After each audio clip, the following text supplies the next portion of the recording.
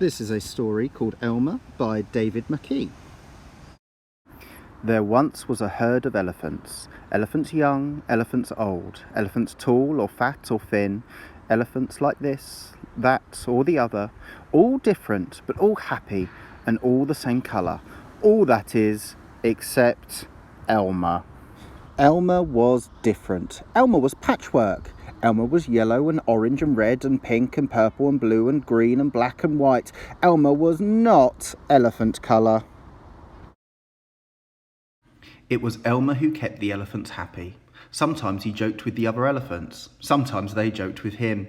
But if there was even a little smile, it was usually Elmer who started it.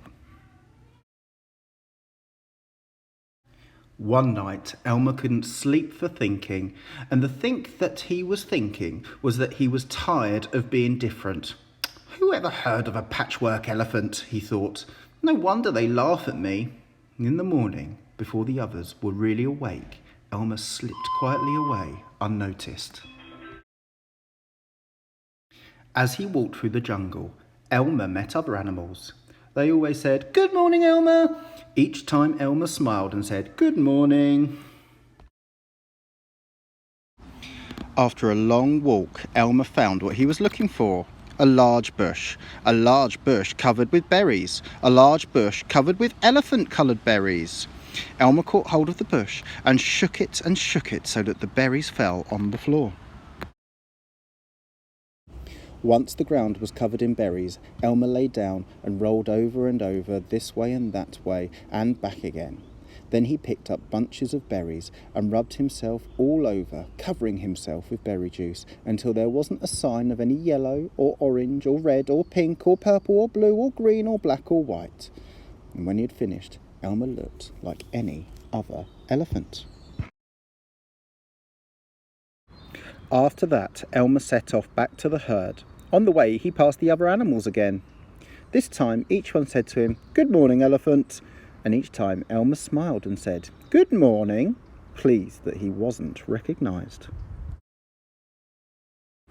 When Elmer rejoined the other elephants, they were all standing quietly.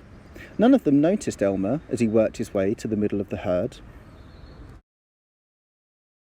After a while, Elmer felt that something was wrong. But what? He looked around. Same old jungle, same old bright sky, same old rain cloud that came over from time to time, and lastly, same old elephants. Elmer looked at them. The elephants were standing absolutely still. Elmer had never seen them so serious before. The more he looked at the serious, silent, still, standing elephants, the more he wanted to laugh. Finally, he could bear it no longer. He lifted his trunk and at the top of his voice shouted, "Boo!" The other elephants jumped and fell all ways in surprise. "Oh my gosh and golly," they said, and then saw Elmer helpless with laughter. "Elmer," they said, "it must be Elmer." Then the other elephants laughed too, as they had never laughed before.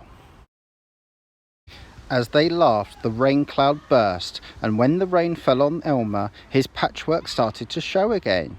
The elephants still laughed as Elmer washed back to normal.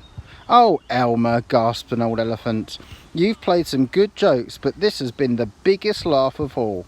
It didn't take long for you to show your true colours." "We must celebrate this day every year," said another.